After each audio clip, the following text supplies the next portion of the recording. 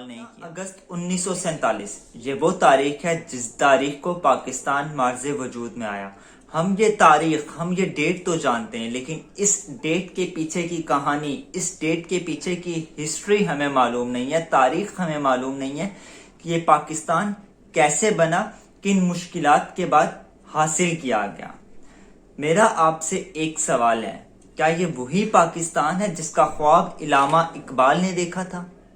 کیا یہ وہی پاکستان ہے جس کے لیے ہمارے قائد اعظم محمد علی جناح نے اپنا سب کچھ قربان کر دیا، اپنی زندگی تک؟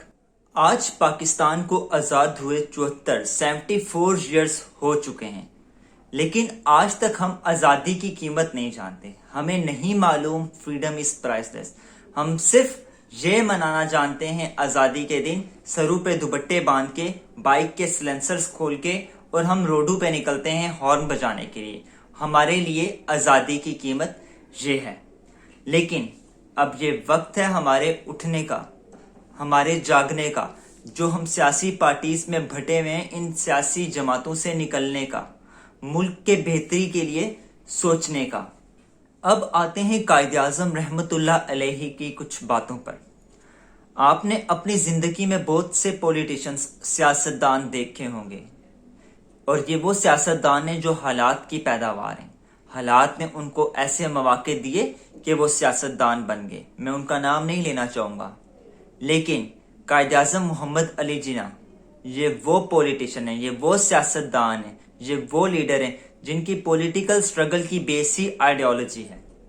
اور زندگی میں دنیا کے اندر بہت کم ایسے سیاستدان ہیں، بہت کم ایسے لیڈر ہیں جن کی پولیٹیکل سٹرگل کی بیس آئیڈیالوجی ہو۔ قائد اعظم وہ شخص ہیں جنہوں نے کبھی انلیگل اور انفیئر مینز کا استعمال نہیں کیا۔ انہوں نے ایک ملک بنا ڈالا، لیکن اس ملک بنانے کے لیے انہوں نے انلیگل اور انفیئر مین کو استعمال نہیں کیا۔ آپ کمپیئر کریں آج کے نوجوان سے، آج کے کسی شخصیت سے، وہ ایک جاب بھی ڈھونڈے گا تو اس کے لیے سفارش اور رشوت دونوں تلاش کرے گا۔ یہ بات بولنا تو بہت آسان ہے کہ ایک ملک بنا ڈالا بغیر کسی انلیگل اور انفیئر مینز کو استعمال کیے، یہ بات کرنا بہت زیادہ مشکل ہے۔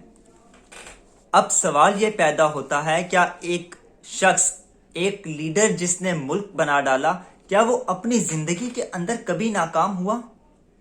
جی ہاں، قائد اعظم بہت دفعہ ناکام ہوئے، لیکن قائد اعظم کا کہنا تھا failure is nothing to me, ناکامی ان کے لیے کچھ بھی نہیں تھی۔ یاد رہے قائد اعظم کی یہ ناکامیاں ہی ان کی کامیابی کی ضمانت بنی تھی۔ میں آپ کو ایک ایگزامپل دیتا ہوں۔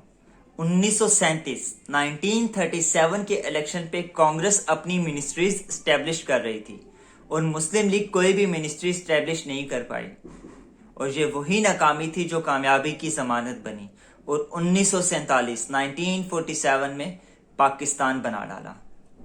سوال یہ پیدا ہوتا ہے کہ ہم لوگ اتنا پیچھے کیوں رہ گئے ہیں باقی ممالک سے؟ اس کی ایک سمپل سی وجہ یہ ہے کہ ہم اپنی ہسٹری، ہم اپنی تاریخ بھول چکے ہیں۔ ہمیں یہ ڈیٹ تو یاد ہے کہ 14 اگست کو پاکستان بنا، پر ہمیں وہ ہسٹری، وہ تاریخ نہیں یاد کہ کس طریقے سے پاکستان بنا، اس کے لیے کیا کیا سٹرگل ہوئی۔ ہم قائد اعظم کے اقوال تو پڑھتے ہیں، علامہ اقبال کے اشعار تو پڑھتے ہیں، لیکن ان کی کہی ہوئی باتوں پر عمل نہیں کرتے۔ ہمیں نہیں سمجھایا گیا کہ تاریخ کی قیمت کیا ہے۔ ہم نے اپنی زندگی میں، اپنے کیریئر میں جو کچھ بھی پڑھا وہ صرف نمبرز کی دوڑ میں پڑھا، نمبرز حاصل کرنے کے لیے پڑھا۔ تاریخ سے ہمیں کوئی سروکار نہیں تھا۔ آپ اپنی فیملی میں بھی کہیں بیٹھ کے ڈسکس کریں تاریخ کو، اور وہ یہی کہیں گے کہ تاریخ کافی زیادہ بورنگ سبجیکٹ ہے۔ لیکن یاد رکھیں، جو قومیں تاریخ کو مس کرتی ہیں، تاریخ ان کو مس کر دیتی ہے۔ اور ہمارے ایجوکیشن سسٹم کا یہی ڈرا بیک ہے کہ وہ ہمیں ڈسکنیکٹ کرتا ہے ہماری ہسٹری سے۔ ہماری تاریخ سے دوری کا اندازہ اس بات سے بھی لگایا جا سکتا ہے کہ 350 سال مغل نے حکومت کی، 750 سال عباسی حکمران نے حکومت کی، لیکن ہمیں ان میں سے کسی کا بھی نام معلوم نہیں ہوگا۔ آپ اس بات سے اندازہ لگا سکتے ہیں کہ ہم لوگ تاریخ سے کتنا دور رہ چکے ہیں۔ ایٹ دا اینڈ آپ کو یہ ضرور بتاؤں گا کہ اگر آپ کے پاس ہسٹری کے اوپر گریپ نہیں ہے تو آپ کوئی بھی انالیسس پروڈیوس نہیں کر سکتے. Without knowledge of history you can't produce a sound analysis. So we can say that for a sound analysis we must have a strong grip on history. ہمیں فخر ہے کہ ہم اس قوم کا حصہ ہیں، اس ملک کا حصہ ہیں جس کے سپاہی بارڈر پہ ہمارے لیے دن اور رات ہمارے تحفظ کے لیے لڑ رہے ہیں. سو اس 14 اگست کو سیلوٹ پیش کریں ان لوگوں کو جو ہمارے تحفظ کے لیے لڑ رہے ہیں. Let salute Pakistan arm forces. Let salute our doctors. Let's salute our security forces. I, you and we are Islamic Republic of Pakistan اور ہمیں اس بات پر فخر ہے. پاکستان زندہ باد. کشمیر پائندہ باد.